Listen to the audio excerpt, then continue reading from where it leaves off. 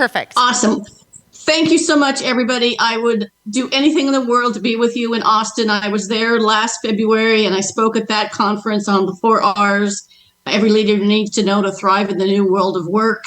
And I had every intention of driving down on Wednesday morning, and I woke up to a horrible case of either stomach flu or food poisoning. I had a wonderful Valentine's dinner with my sweetie, a nice surf and turf dinner that tasted wonderful going up. Didn't taste, or going down, didn't taste so good going up. So I don't know the gory details. So I'm going to talk about achieving sustainable business results with sales coaching. And I'm going to need to do it a little bit differently than I was going to. If I was in the room, I'd do more interactive. So I'm going to ask you to write some things down, or we'll have a Q&A at the end. But we'll go through this, and I think it's going to be really, really great because I've got some interesting new research I think that will be surprising to some people. So I'm going to talk about some of the sales enablement challenges that we're all facing, talk about business impact, on how this is actually impacting us today. I'm going to talk very specifically about the cost of losing a salesperson, the cost of delivering sales training, sales enablement, any of those processes we are all doing without sales coaching and sales enablement, why that's not particularly effective. So we'll talk about a sales leadership system that you can use to help your leaders become first-class sales coaches. I'll share some best practices and some sales leadership coaching principles. Then at the end, I have just a little bit of an action planning exercise. So I know when I go to these sessions, when I attend a webinar, I have all these thought bubbles like, who is this person? Where did they come from? What's their background? Why should I listen to them? And so I thought I'd give you a little bit of an overview. I currently own a company called Advantage Training that I've actually owned 2 other times in my career. I spent 15 years at Microsoft working in their worldwide sales excellence and sales enablement and enterprise team, and spent 3 years in Asia Pacific running the Asia Pacific region, spent time at Johnson & Johnson, and spent some time at VMware as well in this whole sales enablement field, which is my passion. My personal mission is to educate and empower people to be the best that they can be. So my company really focuses on how do we create great sales leaders, how do we build great sales teams, and how do we fast track our business results? And so this is what we do. We deliver and develop customized solutions to help you accelerate your enablement, accelerate your revenue, and we design customized end-to-end solutions. And as I said, 25 years as a senior leader in various sales enablement roles, multiple business transformations. Clients I've had in the past, I've worked with in my consulting business are Microsoft, Intel, HP, Wells Fargo. You can see them on the list. So just some of the people that I've actually worked with. So I had an interesting conversation a couple of days ago with a senior vice president of revenue generation at a fairly large tech company. And he looked at me and he said, Patty, what is sales enablement?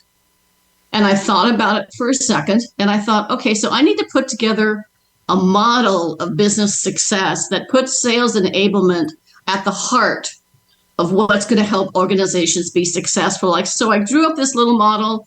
I'd love some feedback on it. If you want to reach out to me in LinkedIn or email me, I'd love to hear from you after the session. So if you think about business, there's 3 pillars, right? You've got sales strategy.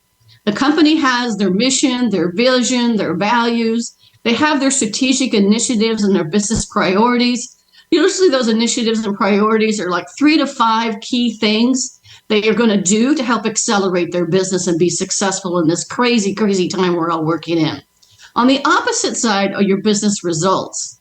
That's really about how do you achieve quota?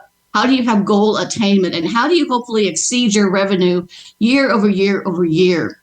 In the middle of those 2 pillars is sales enablement. So sales enablement is really about providing the sales teams, the sales leaders, the knowledge, the skills, the tools, the resources, the systems, and support to enable your teams to execute on your strategy and achieve your business result. So I thought I'd share this with you today because he loved it. And he actually asked me to share it with his leadership team a couple of days ago. Or last week after I talked with him, because he thought this was so important. And he said, when I talk to all of my sales leaders, they say, what's sales enablement? They say, oh, that's that compliance stuff.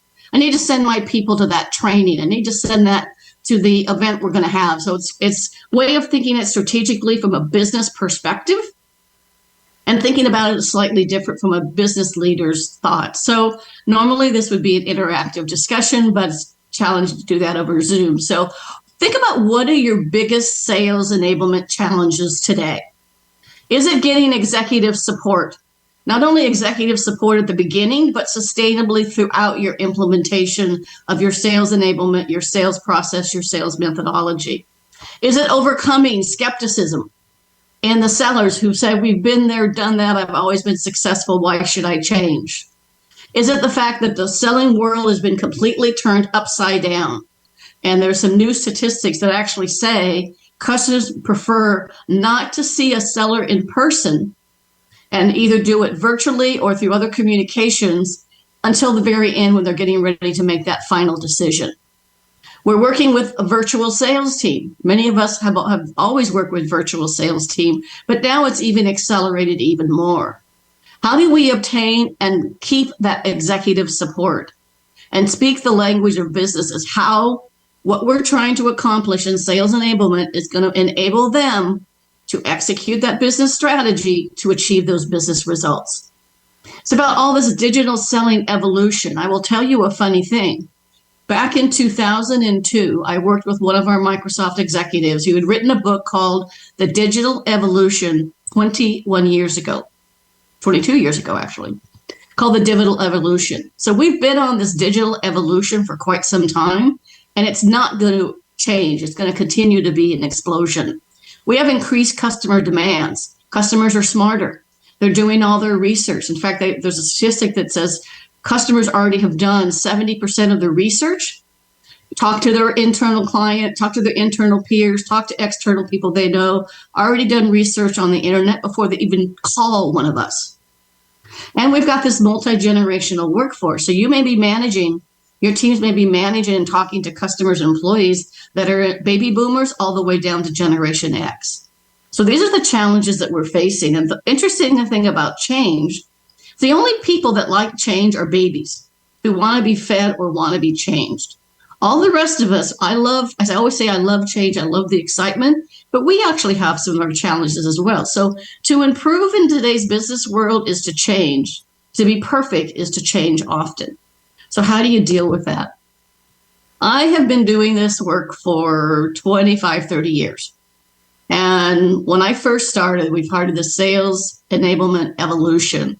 We started out with not very sophisticated tools. I'm not even sure we used spreadsheets back then. But the big evolution in selling in the 80s was going from selling features to benefits. So instead of giving them a list of specs about what this product or solution would do, well, here's how this will help you in your business. We talked about what's in it for me, right? WIFFM. Around the 90s was when I joined Microsoft in 98, and we were really moving from being technical salespeople to try and be solution sellers. And that required a new set of skills, a new set of tools, a new set of enablement. Around the 2010s, we really started to get sophisticated with Salesforce.com, Microsoft CRM, various sales tool out there, and going from transaction selling to really full in solution selling. And now we're into digital sales and sellers and beyond. And here's a couple of the interesting stats. Customers on average are completing up to 70% of their research before they call a salesperson or will listen to a salesperson. There are up to 10 people involved in a decision to buy. No longer one person in purchasing, one person in IT, one person someplace in the organization that's making a decision about what to buy. It's buying by committee. There's longer sales cycles. There's a lack of, we don't have long-term contracts anymore. In the old days at Microsoft, we would sell these licenses for 18 months to 2 years. We used to call it drive-by selling because our sellers would sell a contract. They'd leave that customer until about 9 months, 6 months before the contract was up for renewal. They drive by and then they drive back in to renew the contract. Well, now everything is moving to subscription, SaaS, annuity in a different environment. Customers are afraid of spending money. The economy is a challenge. They're afraid to spend money. People are being laid off. They're afraid to put it in new systems. So today things are very, very different in terms of what we sell, how we sell, and to whom we sell. And really the key to making sales enablement tick, one is getting executive support. The other is getting sales leaders fully engaged and fully on board. And I know I'm probably preaching to the choir, but I want you to think for a second think about a great manager or leader that you worked for in the past. And think about that person. What did they do? We would do this as an exercise if I was in the room. What did they do? How did that impact your performance? And how did you feel? So most likely the leader was somebody that motivated you, that believed in you, that gave you the coaching and support. They were there when you're falling off the track so you could get back on track. They'd coach you. They'd provide inspiration. They pushed you to do things you never thought you could do, right? That's a great leader. Now, how did that impact your performance? You probably worked a little harder. Maybe you spent a little extra couple of hours getting ready for that next meeting. Now, think on the opposite side for a second. I've done these two questions all around the world, and I get very interesting answers, but there's a lot of similarities. When I ask people to think about a great leader, they really struggle sometimes to remember that person, or they remember one or two. When I ask them to think about a terrible leader, a bad manager, a terrible coach, that person's face comes right to their mind. I had one person tell me that this terrible leader would scream and yell and shout at her. And he would yell and shout at her about the coffee pot. You know the coffee pot? And when it gets to the very bottom, it gets that burning smell. Well, outside of her office, because she was the training manager, was the classrooms that they used for all the meetings, and the coffee machine and the coffee pots were there. And it would get to that burning smell, and this man would run into her office and start screaming and shouting and cussing to her about the burning coffee. So when I asked her to remember that manager, she remembered that guy, that one guy in that burning coffee. So think about what that terrible leader did. Did they take credit for your work? Did they put you down in front of other people or in front of customers? Did they make you look bad? Did they take credit for what you did? Think about those leaders, what they did. I had one leader that would scream and yell and cuss at everybody on the team. We tried not to take it personally, but it was pretty hard. That impacted our performance because we just avoided him. We did the minimum amount of work so we didn't get beaten again. And it really impacted how we felt. So I ask you to remember two things. Remember that great manager. And those are the kind of managers and sales leaders we want to create. But I also do want you to remember that terrible manager. And if you're in a leadership position and you ever find yourself really frustrated sometime, and you're ready to maybe say something you might regret, I want you to remember how that leader made you feel and why would you pass it on to anybody else. And here's the impact of bad managers. Maya Angelou said, I learned a long time ago that people will forget what you said. People will forget what you did, but they never will forget how you made them feel. So the model there is my 4 Ps of sales leadership. How you treat your people will impact directly on their performance, will impact their productivity, which impacts on your profitability. And people don't leave bad managers. They leave bad companies. They leave bad managers. So what's the cost of losing a salesperson?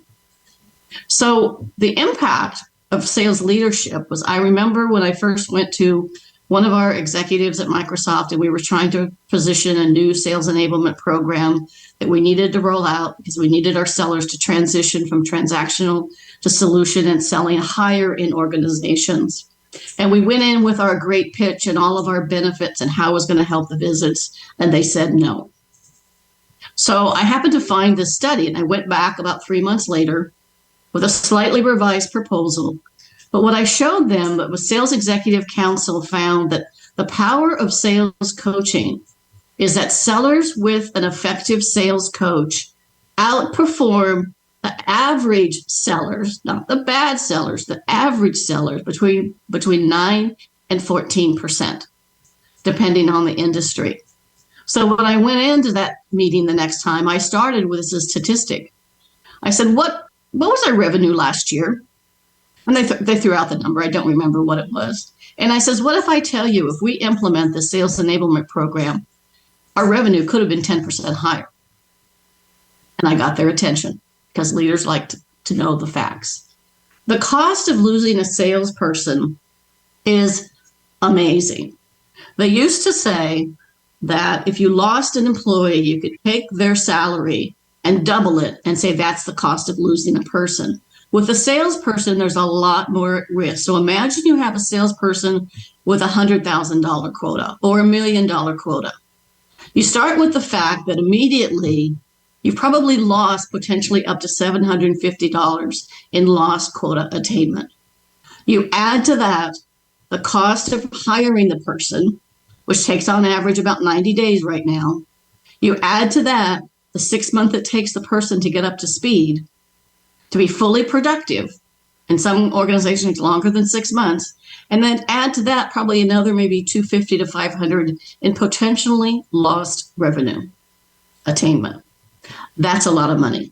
And I was talking with executives, they like to talk money. So I'm going to share some things that I hope you enjoy, and I hope they're helpful to you. And like I said, I'm happy to connect with people after this. Effective sales leadership is not about them. It's about achieving extraordinary results by bringing out the best in others while leveraging the best in you. It's bringing out the best in team while leveraging the best in you. And I like to share this with leaders. There's always been a big debate about, do we need managers versus leaders? And what's interesting is if you look up the definition of the word manager and leader in the dictionary and go all the way back to the Latin translation, manager means hands, meaning hands-on. So traditional sales leaders are probably very hands-on.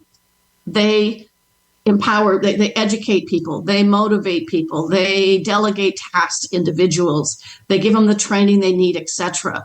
But if you, in a stable world, we need more managers that love the stability of the status quo. In a world of constant change like we're dealing in now, we need leaders who can lead the team to success. So the Latin word for leader is the word led, which means determine the course of the ship. So we need sales leaders and sales coaches that can paint a picture, a vision, a destination for our sales teams and enable them to get there, maybe in a slightly different way. So traditional sales leaders tend to tell people what to do. Here's your quota, here's your numbers, here's your tools. Oh, by the way, here's how I used to sell, sort of the watch me approach. Sales leaders in the new world ask questions to lead to self-discovery learning. So they may say to a salesperson, we've got this customer deal coming up. How do you think you'll start a conversation? And they listen without interrupting or adding anything. What do you think the customer's objections might be? How do you think you would position us as why choose us over someone else? And then if the salesperson left something out, the sales leader can still coach and say, well, you might want to think about XYZ. Sales coaches, the old style sales coaches, tend to coach the scoreboard when the game is over. It's the end of the quarter, the end of the month, the end of the year, the end of the half, and they didn't make their number, and so it's too late to coach. High-performing sales leaders coach before, during, and after the game. They coach before the person goes on the call. They might coach during the call and during the sales process, not at the very end when the deal is dead. And they coach after and do after-action reviews and win-loss reviews. Traditional sales leaders kind of are a little bit impersonal and just talk about the business. Great sales leaders you're seeing in all the research and all the work are compassionate and caring and talk about business and the person. They get to know the individual. I have a resource for all of you. I'll share in a few minutes, a book a friend of mine wrote that's a bestseller now on Amazon on Love Your Sales Team. I'll share that with you in just a minute. Managers tend to stay a little bit more aloof, where leaders really connect with people with the heart. Traditional leader treats everybody the same. Maybe they do an experienced person slightly different than a less experienced person, but they kind of treat everybody equally or the same. Where a leader tends to treat people fairly but differently based on their style. Because there's something called the golden rule, which, as you know, is treat everyone the way they want to be treated. There's also the platinum rule. Treat people the way they want to be treated. based on their style. Are they more direct or indirect? Are they more people or task focused? And they adopt their coaching style to that individual versus trying to do the same thing for everybody. Traditional leaders use kind of an ad hoc approach to managing the business, where sales high performance leaders use a sales leadership system. This is the book. I know you probably can't see it. It's called Love Your Sales Team, a Sales Leader Survival Guide to the New World. A friend of mine from Microsoft, she's still there, wrote this book. Her name is Helen, Fanucci. It is filled with tips and tricks, ways to do joint calling, ways to prepare for call. It's a book full of amazing resources. So please buy a copy and buy one for some of your sales leaders as well. Effective sales leaders are great at connecting, performing, strategizing, engaging people, and alignment. They get to know their team. They coach for two reasons: to improve in performance when something's not going well, and to sustain in performance. When you ask people how much time do they spend coaching, the people in the middle, you know, the bell-shaped curve, you've got your low performers, your people in the middle, your good, solid performers, and you've got your high performers. A lot of times we spend a lot of time with the people that aren't performing. We sometimes forget about the people in the middle, and we sometimes forget about the people on the other end. So coaching all those people along the continuum is really, really important. And having a cadence, a strict cadence that you follow. Coaching to improve customer engagement and coaching for team alignment. So here's a couple of sales best practices. So this I found interesting. I just heard this the other day, so I put it into my slide actually yesterday. A Harvard Business study that came out a couple of Harvard Business Reviews ago said less than 50% of the sales representatives would spend $1 for an hour of their sales leaders' time in coaching. That blew me away. When I ask sales teams, when do you perform at your best? When my manager's not around. And that's a consistent thing I get. So that to me is a wake-up call. We think we're doing the right thing with sales leaders, but maybe we're missing the mark. And if you're doing sales training without sales leadership, your chances of retention are 14%. So the latest research shows that if someone goes to sales training and they get all the best training in the world, I don't care what you're using, or within 30 days, if there's no sales coach, they're going to go back to their old way of selling. You have an 88% chance of retention within 30 days if that training is coached and followed up and you provide your sales leaders the tool. So as I always say, if you're doing sales deployment or sales of your sales enablement without sales leadership, stop. You're wasting time and money. You're simply building resistance in sellers and create or higher skepticism in teams, because you put everybody through this training, it's not reinforced. You've now took them out of the selling, whether it's an online course, a virtual course, or in person. They've lost sales time, and they've sat in a course or a program for a couple of days or 4 hours, whatever it is. And why would they do it again? It becomes a check mark. So they turn on the online course and they let it run and take the test at the end. It's like trying to hit a target with a blindfold on. And it puts your revenue at risk. So I'm going to share a couple of things. One, I'm going to share a sales enablement framework that says, and I've got a couple of resources and tools, and hopefully we'll have time for some Q&A. So number one, when you're rolling out your sales enablement, make sure you provide your sales leaders an overview of what you're teaching your sellers, the sales principles, the kinds of questions to ask, how to handle objections. Make sure they have an overview, either an online course or something they can take, so they know what to coach to. Provide them a sales leader's toolkit that gives them the kinds of questions to ask at the different stages of the sales cycle.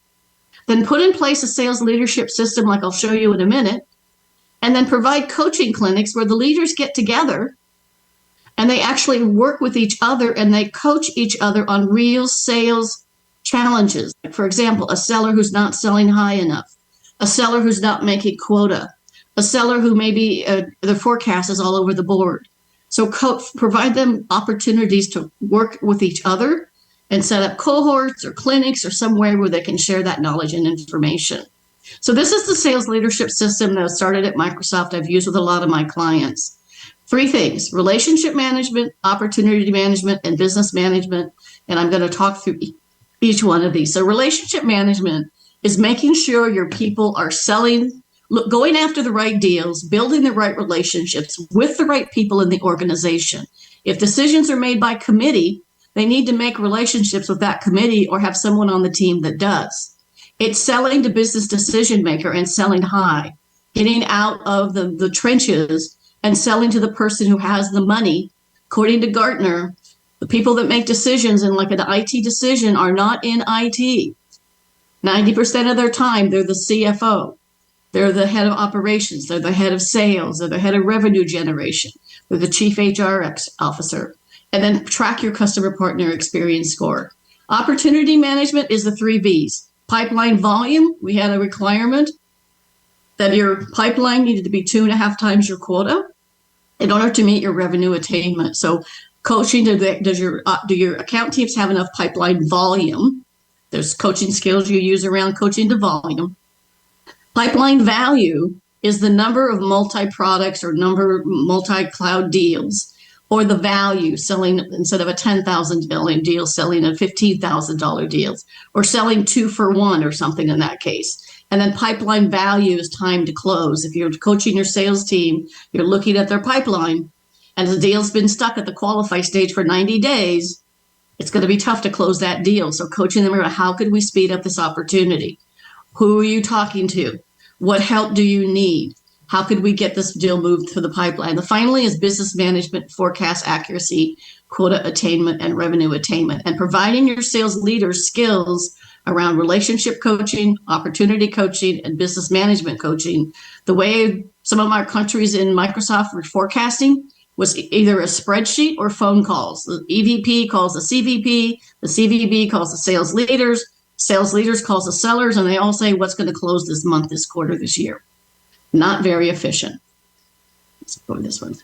So a couple of quick tips for your sales leaders. Help them prepare for the call by helping discuss the customer's objections, the customer's business needs, the way in which to brainstorm questions to ask, what are the business outcomes from this meeting? If they're doing ride-along or co-selling, volunteer and offer to take notes.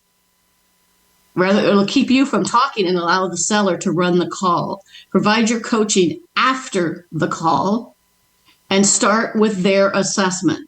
Sally, for example, if I'm a sales leader, Sally, how do you think the call went with John Smith today?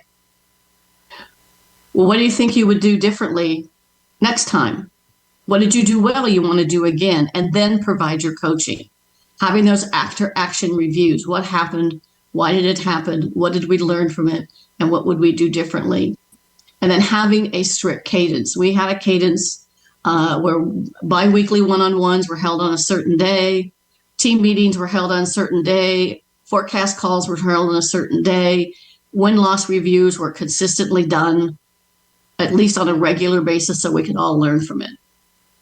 So that's what I have. I have my one thing at the end. So my movie is the City Slickers movie, where a couple of guys go on a dude ranch and run into Jack Palance, who the whole time tells him one thing. What's one thing you're going to do? And then he dies at the end. So before you leave the session today, think about one thing you want to start doing, one thing you want to stop doing, and one thing you want to continue doing. And my contact information, and you can also obviously find me on LinkedIn. And with that, if we have time, we can do some Q&A. We're going to have to do it with the mics, I think, because I'm not going to be able to hear you remotely. And thank you, thank you, thank you.